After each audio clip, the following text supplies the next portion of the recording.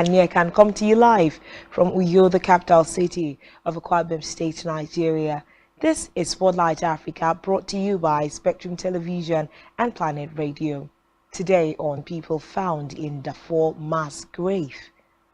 Lawyers sue Spain over Senegal migrant deaths. Sudan's rival armies hit Spotlight Africa. Do stay with us.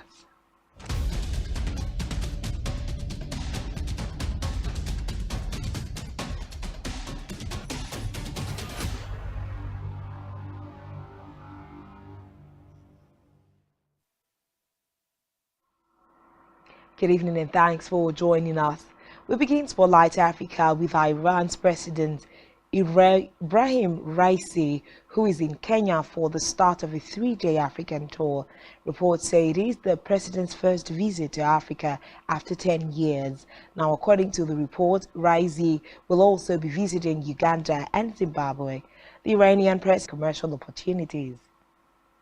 Meanwhile, in a clear sign of their seriousness to end the escalating conflict in Sudan, 4 East African states led by Kenya are pushing for the deployment of a regional force to protect civilians and ensure that humanitarian aid reaches millions of people trapped in the war zone. But getting the agreement of the warring factions will be a tough call, as they have shown no interest in anything other than to discuss ways to end the conflict between the Sudanese army and the paramilitary Rapid Support Forces RSF. The military, headed by General Abdel Fattah al-Burhan, controls most of eastern. General Mohammed Hamdan Dagalo, known as Hamdeti, has made advances in Khartoum, where its fighters have been accused of murders, rapes, and occupying and pillaging hospitals. In a RSF in Sudan have been found in a mass grave. The organization said Masalit people were among those buried in it, continuing since April. But the RSF and their allied militias have denied any involvement in the recent fighting in West Darfur. Thousands have died and millions have been forced from their homes as a result of fighting between Sudan's regular army led by Abdel Fattah. At least 37 bodies were buried in the West Darfur region on the 20th of June and another 50 at the same site the next day. Among those buried were women and children. In the meantime, the Rapid Support allegations by Human Rights Watch HRW that they waged a massacre. Now, according to the HRW, 28 members of the Masalit tribe were in May. But Mustafa Muhammad Ibrahim, who is an advisor to that and the Masalit tribes, which is old and renewed. Meanwhile, rights groups have documented numerous abuses in the region where Arab militias have been targeting non-Arabs. People in El Geneir RSF had no base in Missetrai and accuses HRW of relying on biased sources and having no presence on the ground. Now, according to reports, investigating standing conflict in the region.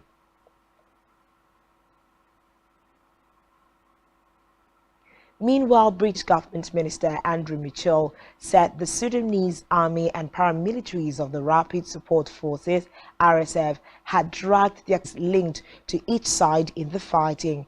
It will be reports that thousands of people have been killed and millions of people forced from their homes. Away from bars was thrown into their class by police during protest. Eagle Nursing Home Hospital owner Dr. Aaron Shikuku protest around the country called by the opposition over the rising man died after a police van was attacked, has called off a rally that he was to hold at the Kimunju grounds in a Nairobi suburb, citing police in the country. And has been charged over comments he made about President Macky Sall not to stand for a third term in next year's election. President of Parliament with the PASTEF party, whose leader due in February next year. Meanwhile, to the deaths of 36 migrants who tried to reach the territory in an inflated failure to provide assistance may have been committed. Spain's coastal boat was just 1 hour. Zanzibar cracks down on men with braided hair. Stay tuned for details of these and more after this time out.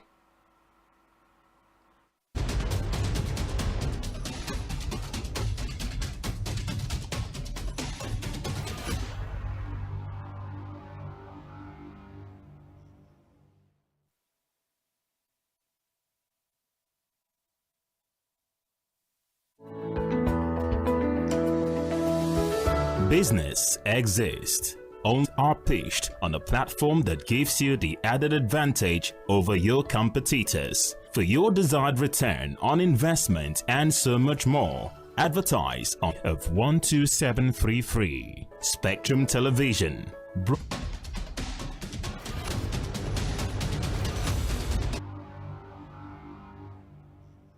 Former government minister Saviour Kasukere, who sought to challenge President Emerson Mnangagwa, has invalidated Kasuwere's application to contest as an independent candidate mere weeks after the Zimbabwe Electoral Commission accepted his register was no longer a registered voter, a criterion for a candidate, as he had lived outside Zimbabwe for a long time, who served as a ZANU-PF political commissar and Minister of Youth and Indigenous Emerson Mnangagwa to power in 2017.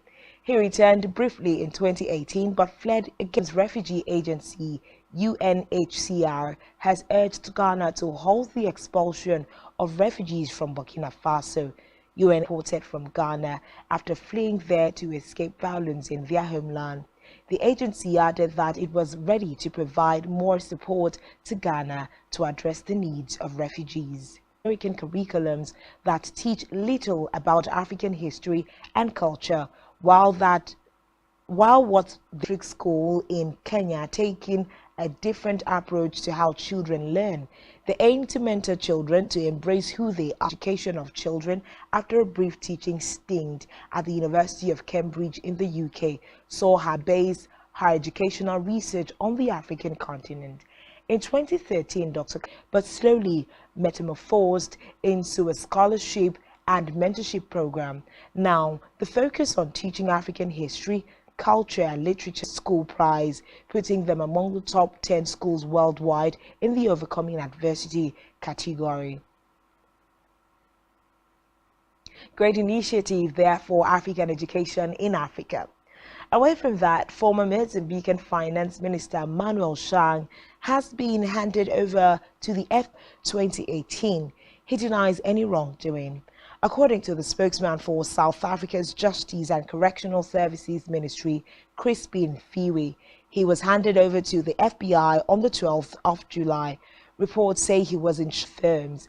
It was the country's biggest corruption. People have died and 2 others are reported missing. Now, according to reports, the first incident involved a canoe carrying a couple and their son of Zambezia, Augusto Dongo, confirmed the incident, indicating that they managed to swim to the banks of the river. Elsewhere, the authorities in Zanzibar accuse men they flout the law and local traditions and threaten people's morals. He has dismissed concerns that the move was targeting the elder is not new. It dates back to 2015, but the authorities have only now started enforcing it. Any man who enters or lives in Zanzibar with braided hair faces fines of more than $400 or 6 months imprisonment or both. Of course, with the human rights of Africa trying to clamp down on the touching of lorries on major motorways. So far this week, 21 nationwide riots in which more than 350 people were killed. The government insists the lorry attacks are not related. Investigators are closing in on 12 people who have been identified as the instigators. This has been Spotlight Africa, brought to you by Spectrum on our website, spectrumtv.ng, and also on planetradio.ng. I am Uyai Anyekan. Do enjoy the rest.